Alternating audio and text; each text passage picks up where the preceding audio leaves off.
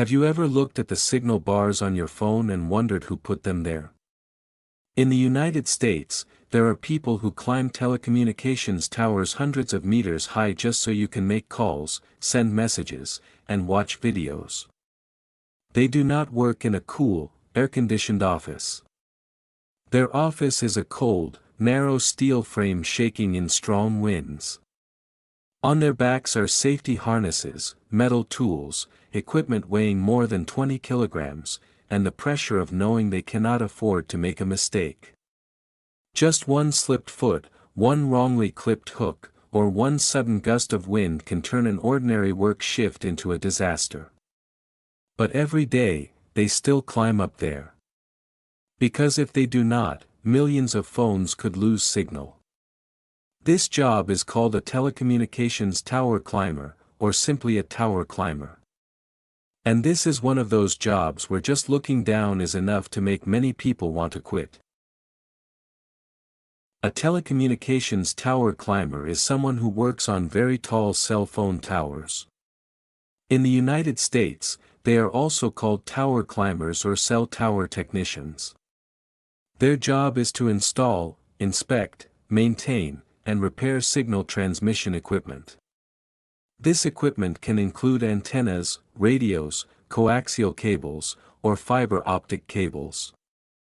At first, it may sound like a normal technical job.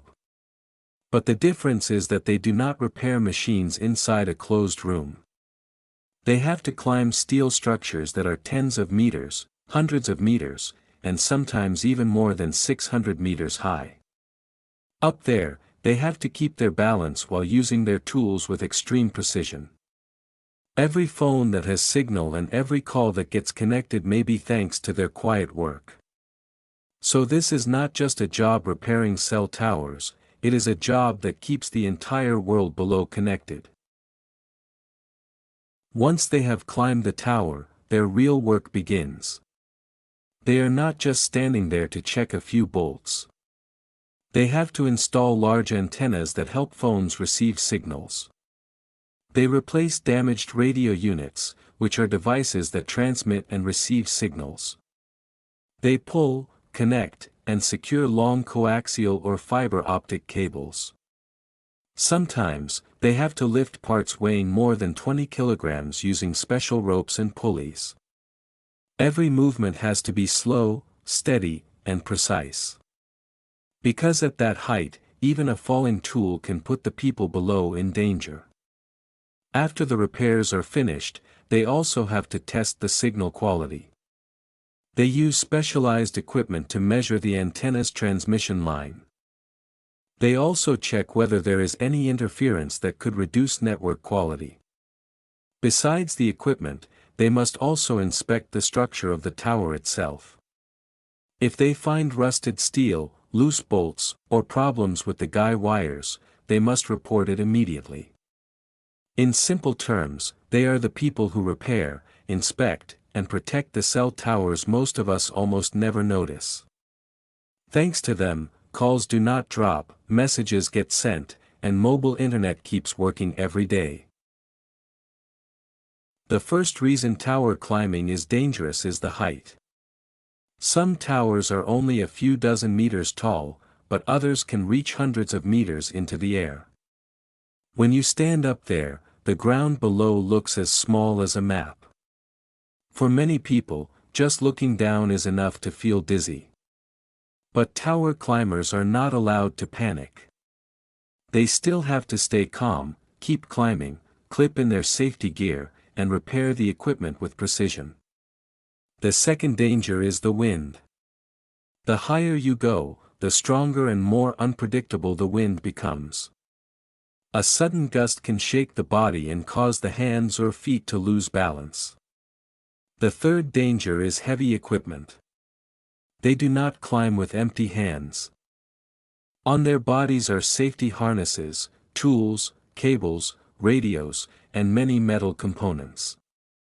Some of these parts weigh more than 20 kilograms, but they still have to be carried up and installed.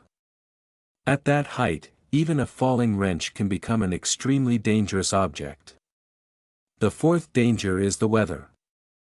They may have to work under intense heat, freezing cold, rain, snow, or after an emergency repair call. When telecommunications equipment fails, they may have to head out immediately, even when conditions are far from comfortable. And the scariest part is that even a small mistake can come with a very high price. A hook that is not clipped properly, an anchor point that is not secure, or one rushed step can all lead to an accident. That is why this job requires more than just physical strength. It requires focus, discipline, and the ability to control fear. Every time they climb a tower, they are not just fixing phone signals. They are placing their own safety into every rope, every step, and every decision they make. With that level of danger, the question many people are most curious about is how much they get paid. In the United States, telecommunications tower climbers usually earn around $20 to $40 per hour. This pay depends on experience, skill level, and the difficulty of each project. Someone new to the job may start at a lower wage. But experienced workers, especially crew leaders, can earn more. The average yearly income for this job is around more than $52,000. That may sound attractive, but the money does not come easily. They have to work at great heights, carry heavy equipment, and travel constantly. Many companies also require them to travel far from home, sleep in hotels, and work across different states. Besides their base pay, they may earn extra money from overtime or emergency repair calls. But every dollar they make comes with sweat, pressure, and real risk. So if you were paid $40 an hour, would you dare to climb up there? Not everyone who is brave can become a telecommunications tower climber. This job usually requires a high school diploma or a GED certificate. But education is only the first step. What matters even more is health, physical fitness, and the ability to handle pressure. A tower climber has to climb continuously, carry heavy gear, bend, balance, and work for long hours. They also need to not be afraid of heights, or at least be able to control that fear. Because when they are on the tower, panic is extremely dangerous. In addition, they must be willing to travel far from home. Many technical crews move through multiple cities and states, often sleeping in hotels. Before they are allowed to climb, they need to complete safety training such as OSHA 10-hour training, tower rescue, first aid, and CPR. These certifications teach them how to protect themselves and rescue teammates when something goes wrong.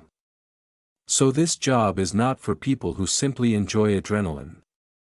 It is for disciplined, calm, physically strong people who always put safety first. A day in the life of a telecommunications tower climber usually starts very early. While many people are still asleep, they are already preparing their safety gear and work tools. The whole crew loads safety ropes, helmets, testing equipment, and replacement parts onto the truck. Then they drive for hours to a cell site in a remote area. Some sites are in open fields, on high hills, or beside empty highways. Before climbing, they cannot rush. The entire team has to check the weather, wind direction, anchor points, and every safety line. Only when everything meets the requirements does the climber begin going up the tower. Every step is slow, steady, and controlled. The higher they climb, the stronger the wind becomes, and the farther away the ground gets. When they reach the correct position, they secure their body and begin repairing the equipment. They may need to replace an antenna, connect cables, tighten bolts, or test the signal. Every action must be precise, because up there is no room for carelessness. After finishing the job, they check the system one more time. If the signal is still not stable, they may have to keep working for several more hours. By the end of the day, when they climb back down to the ground, their bodies are completely exhausted. But if the tower is working again, it means their job has been successful. That is just a normal day in a profession that many people find terrifying just by looking up. The thing most people do not see about this job is not just the height. It is also the many days spent far away from home. Many tower climbers travel through multiple cities and states, sleeping in hotels more often than in their own beds. They may miss family dinners, their children's birthdays, or a normal weekend at home. When an emergency happens, the phone can ring at any time.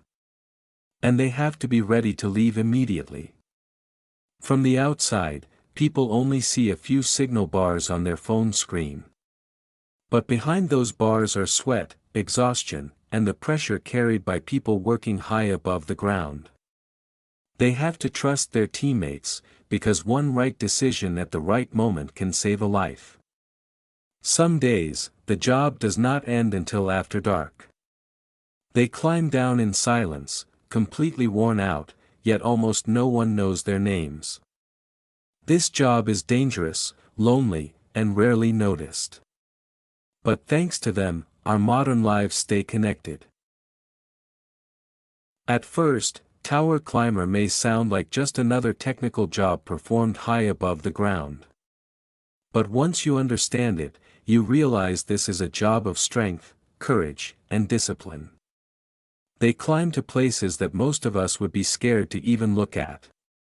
They carry heavy equipment, work in strong winds, and must always stay calm. Every step, every hook, and every safety line can determine whether they stay safe. Their work is not loud, not famous, and rarely talked about. But thanks to them, our phones have signal. Thanks to them, emergency calls can connect at the right moment. Thanks to them, entire cities can communicate with each other every day. You may not see them today.